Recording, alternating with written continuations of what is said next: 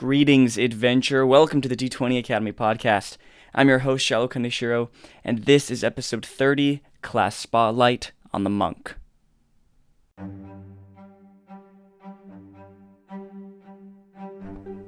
Hey everyone, welcome to this month's Class Spotlight. This is the segment where I spend an entire episode breaking down a D&D class, giving you its basic description, its strengths, its weaknesses, some of its key features.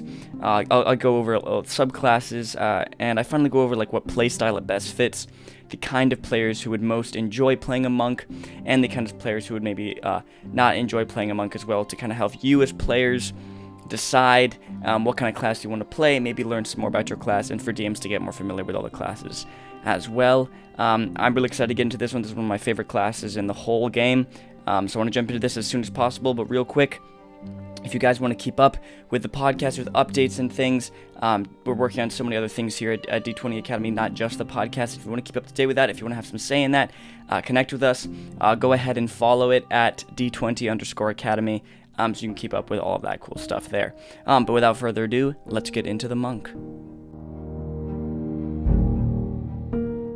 Okay, so monks in Dungeons & Dragons are kind of martial artists, mystics, and superheroes all at the same time. These monks are drawn from the Eastern concept of a martial artist monk, rather than a Gregorian monk from the West, like a friar, Catholic kind of monk. This is Eastern, Japanese, Chinese kind of monk. And it's kind of inspired by that. But of course, this is fantasy, so it kind of stretches it to a being who just kind of has abilities beyond human capability. They can deal massive blows with just their fists. They can grab and throw back arrows. They can run faster than a normal human, jump farther than a normal human. They can run up walls, run on water. They can understand all the languages. They can become immortal. All this kind of stuff. Monks in Dungeons & Dragons are kind of this fantastical, mystical, superhuman character. They are martial fighters, and they kind of have more varied play in combat and additional superhuman abilities. Just kind of like your classic Jackie Chan, Jet Li, these kind of kung fu martial artist masters of wuxia films, but it kind of has this added element of magic, mysticism, supernatural, more than just your classic your classic wuxia film or kung fu film. So monks kind of have an interesting history in Dungeons & Dragons. They kind of came into the D&D scene in 1975 in the Blackmore supplement for the original game. The Blackmore supplement was a little handbook that was there to add some more rulings on more detailed things, I believe mounts, and also introduced the monk and I believe the assassin or something like that, another class. And the monk was this weird off-theme class that was kind of just made to simulate ninja masters in a Western medieval fantasy setting.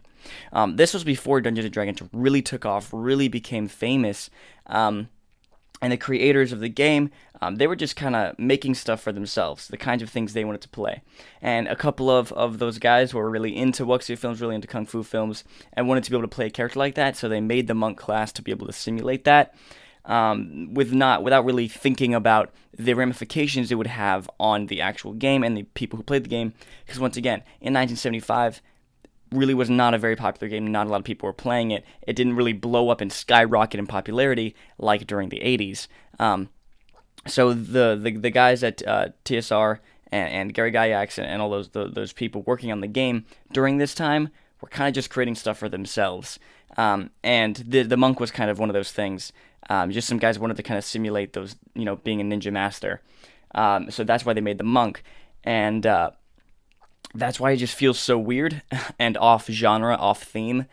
Because obviously this Eastern Kung Fu monk seems really weird in this Western medieval fantasy world with knights and kings and wizards.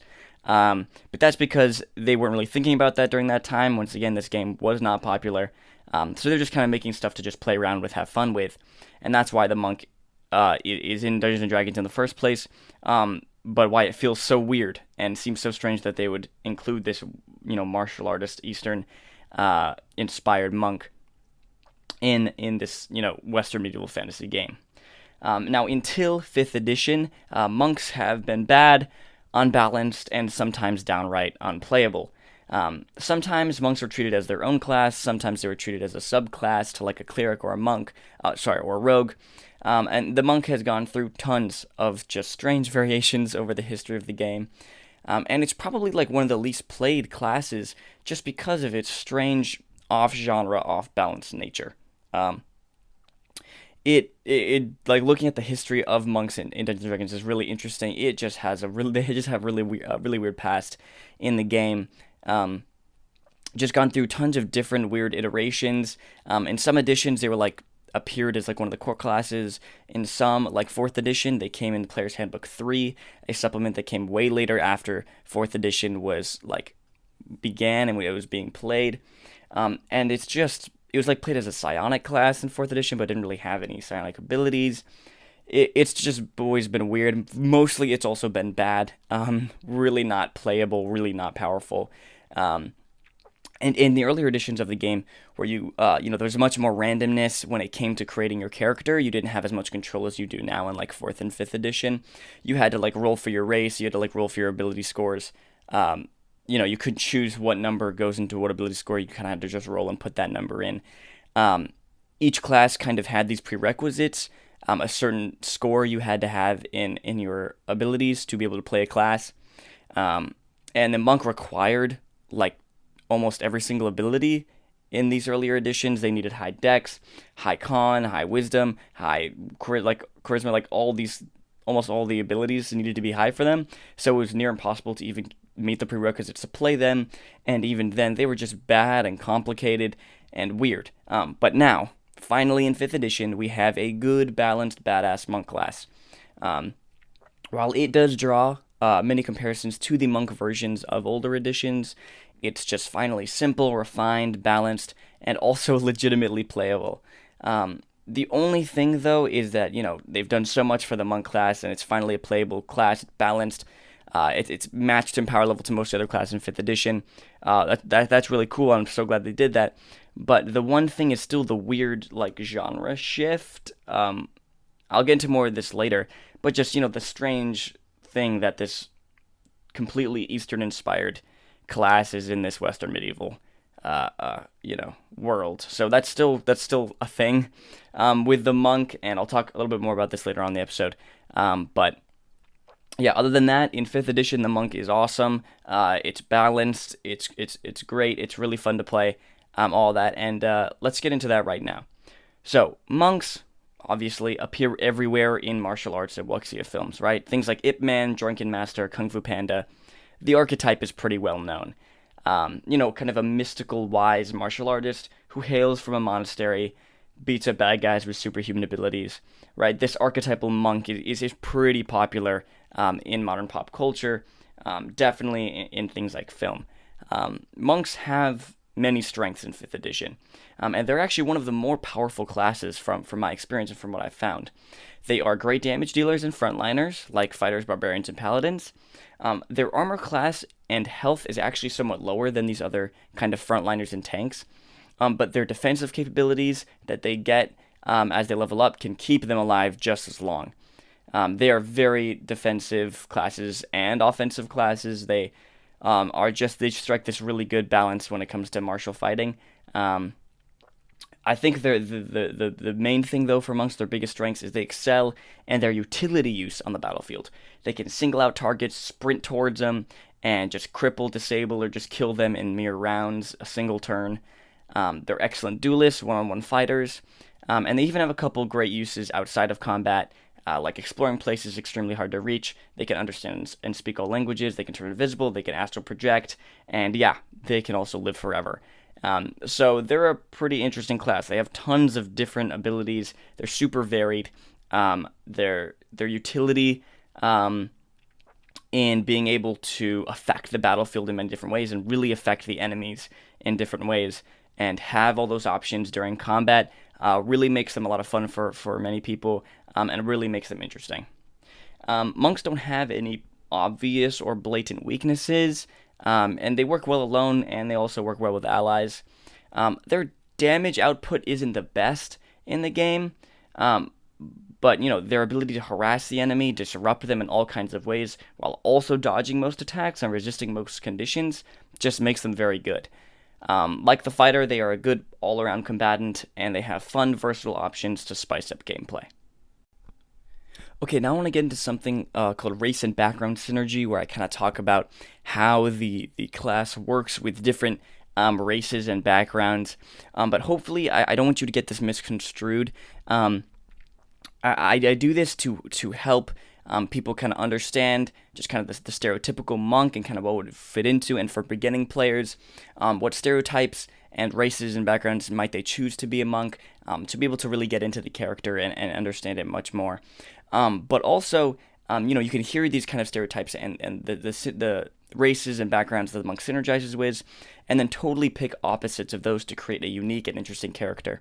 I'm not saying at all that these are the races and backgrounds you should choose if you want to be playing the monk, just things that, races that kind of work well with it because they have ability score boosts, and, kind of backgrounds that make sense with the kind of the class and the archetype of the class.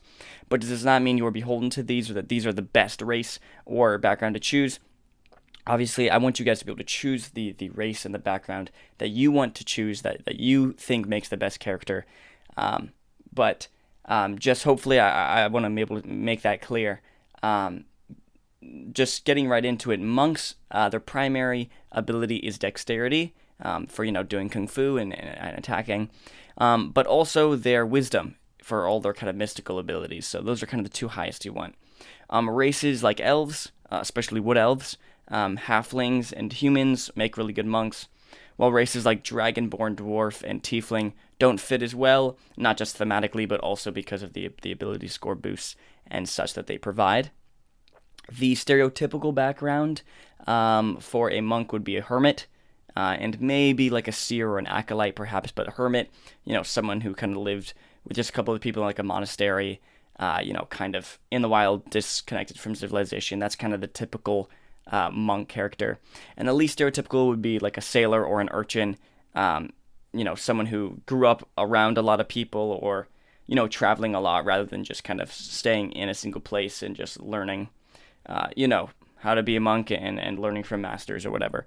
But once again, you can choose whatever background and race you want. These are just the ones that kind of work the best with the monk or make the most sense thematically with the monk.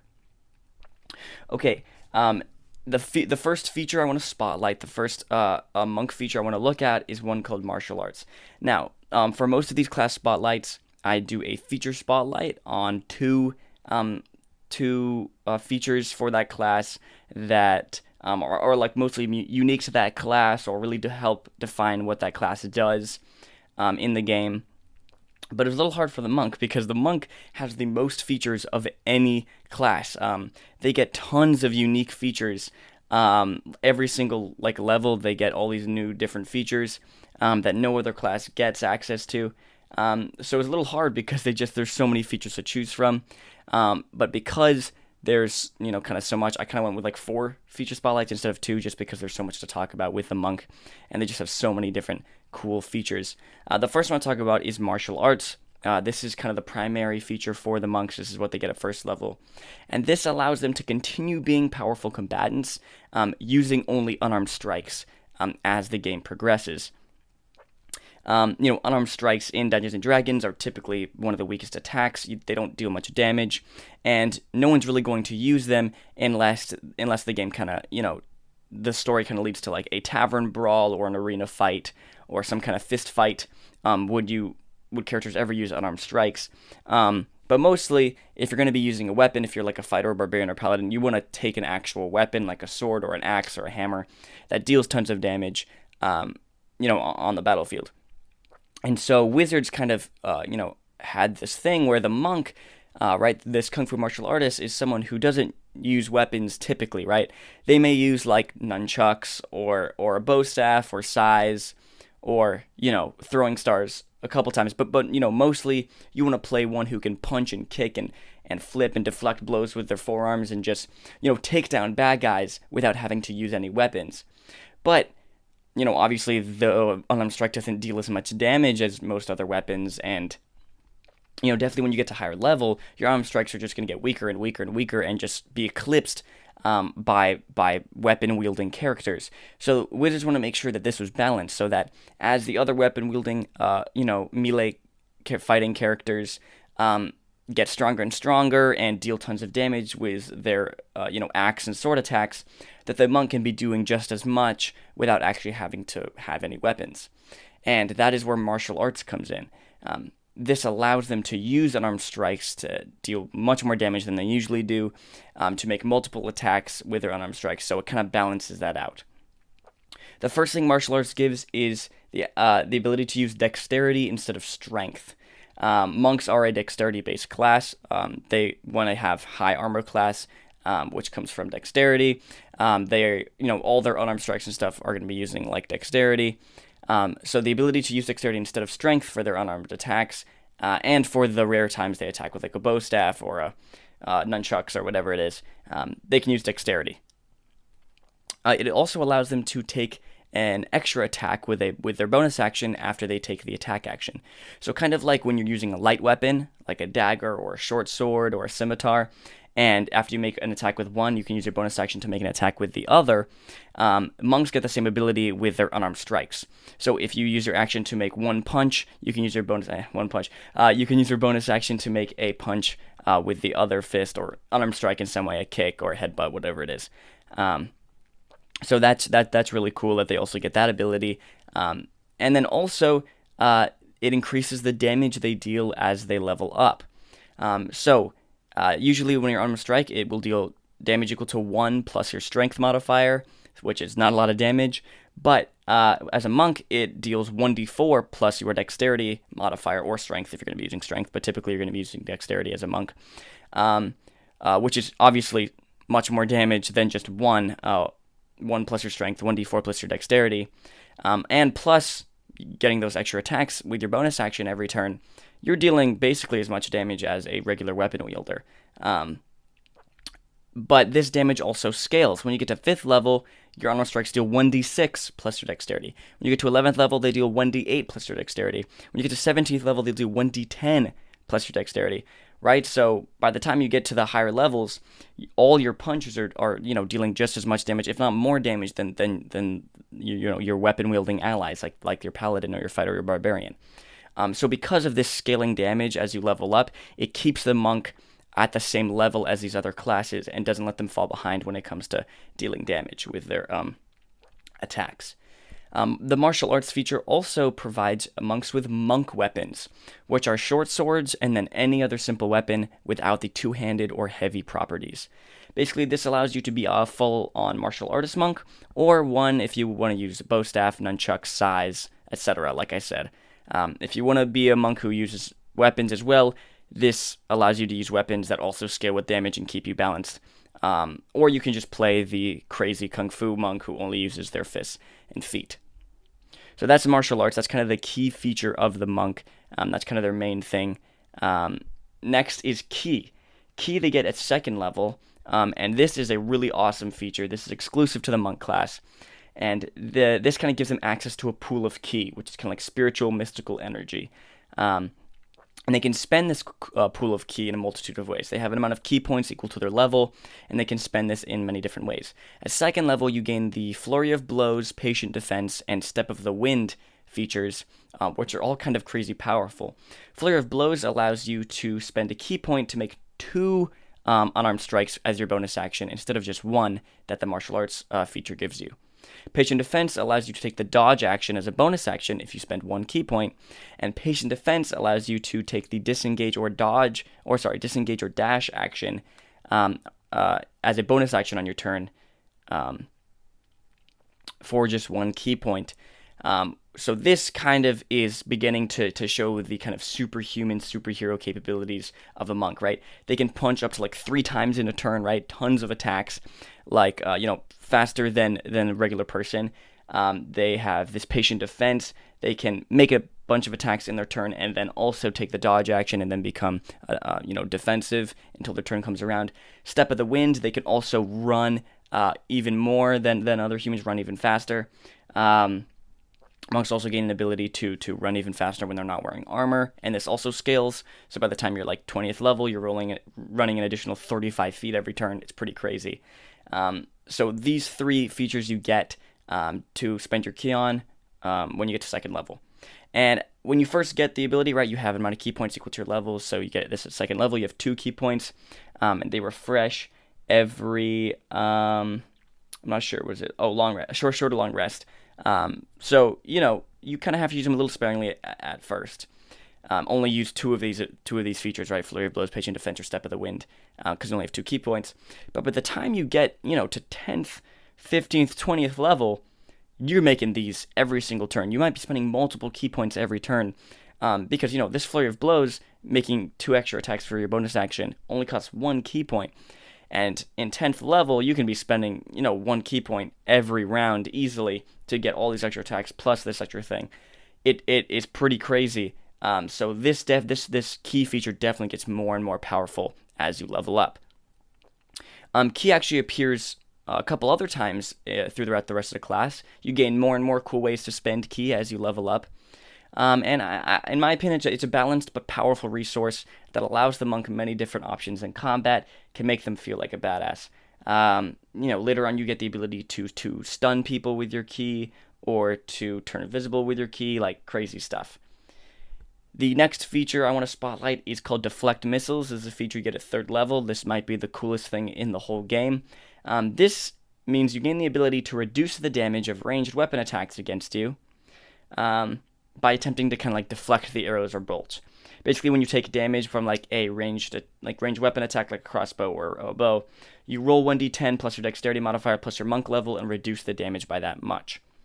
If you reduce the damage all the way to 0, then you can also spend 1 ki point to catch the arrow or the crossbow bolt and then throw it back and make an attack roll and throw it back at the attacker, which is just the coolest thing. Like thematically, this can lead to some just epic moments when you're playing in combat.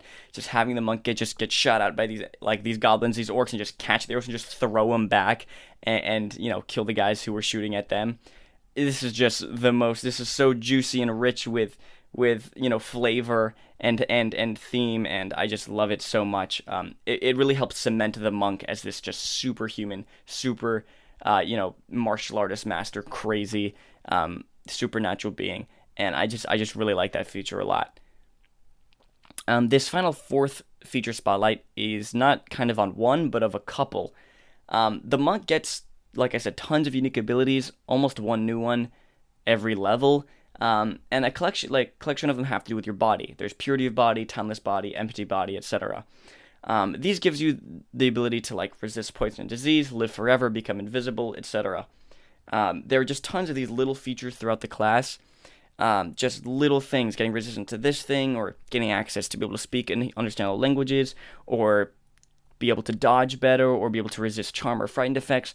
You just gain these little features almost every single time you level up, and it makes leveling up with the monk really exciting. You're not just getting new spell slots, you're not just getting more attacks or anything like that. You're getting just straight up just new unique features every single time you level up, and it makes leveling up with monks especially exciting compared to most of the other classes.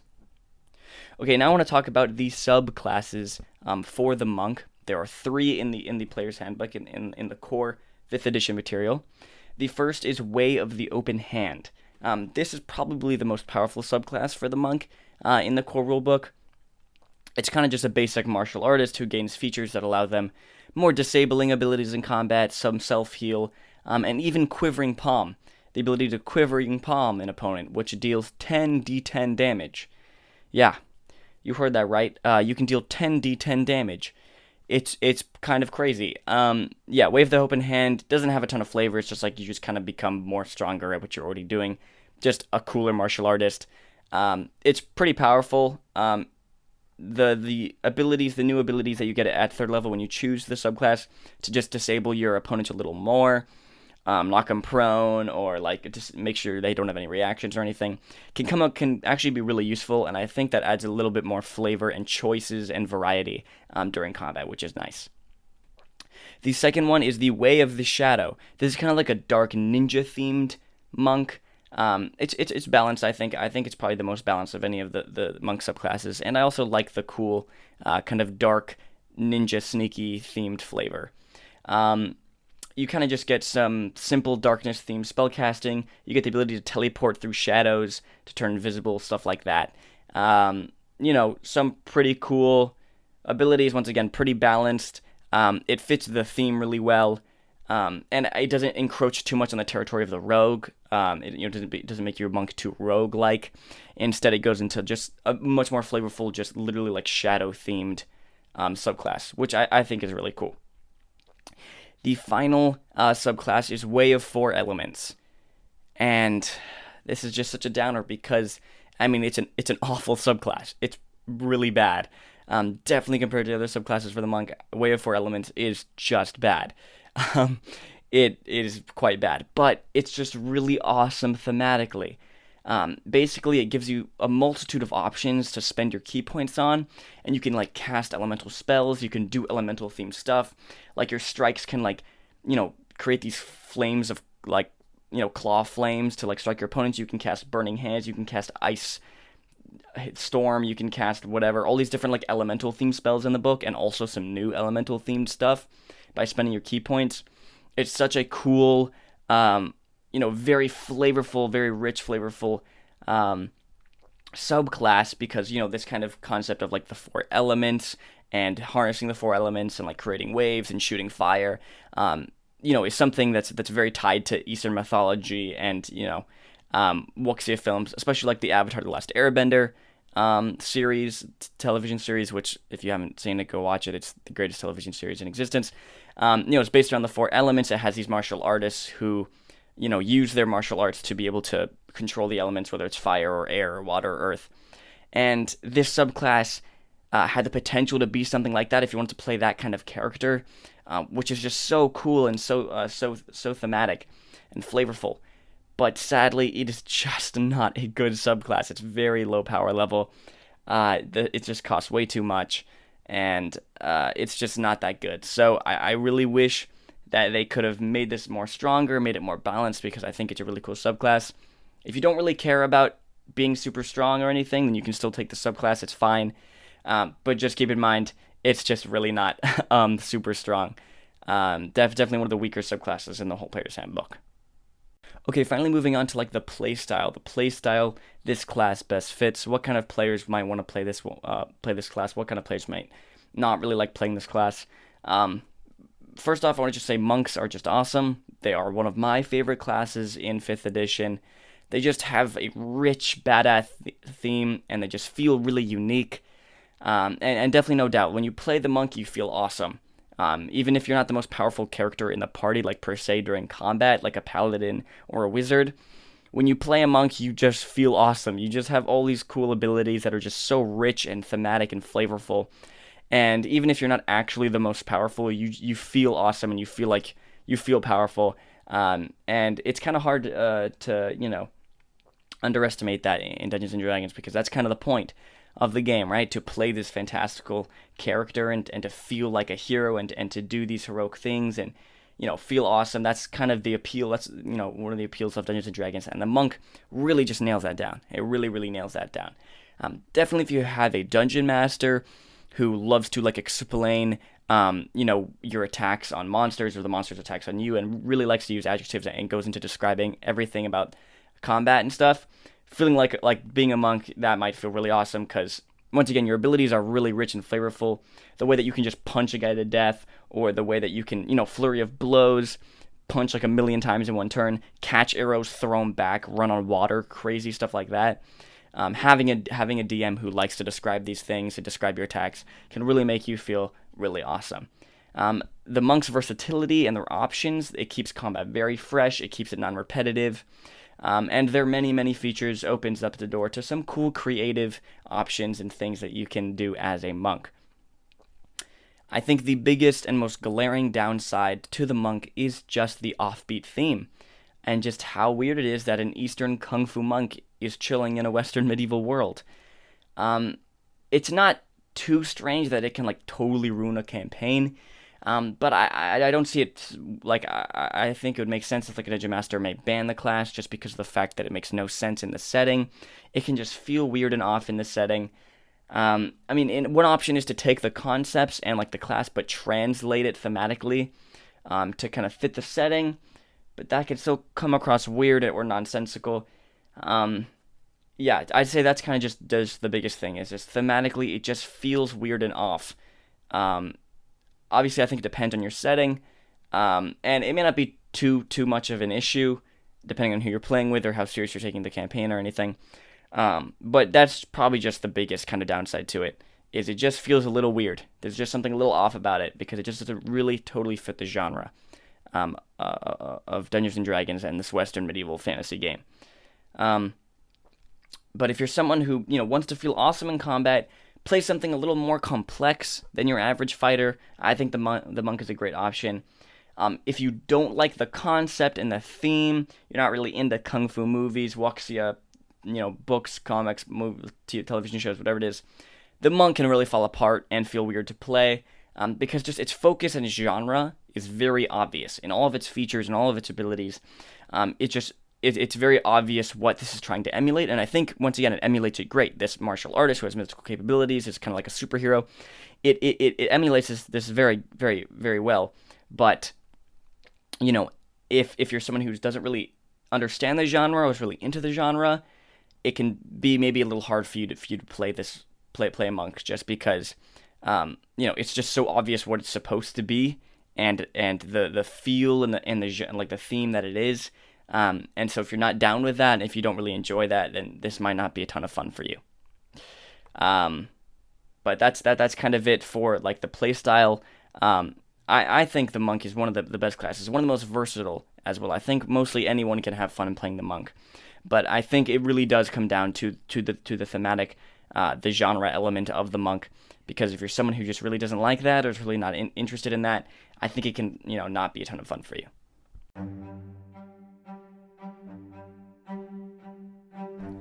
Okay, thank you so much for listening to this week's episode. I know it was a little shorter than what I usually do, but I got a ton of busy stuff this week. I'm doing lots of stuff, and there's people coming in and cleaning the house and all of that. So it's been kind of a crazy week, and it's even a miracle I was able to get this podcast episode out.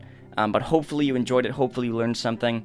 If you're a player, maybe you found that the monk might be the next class you want to play. That's awesome. Go ahead and look into it more. It's really fantastic. One of my favorite classes. Maybe learned that you don't really ever want to play a monk. It's not really the one for you. That's totally fine as well. I'm glad I was able to help.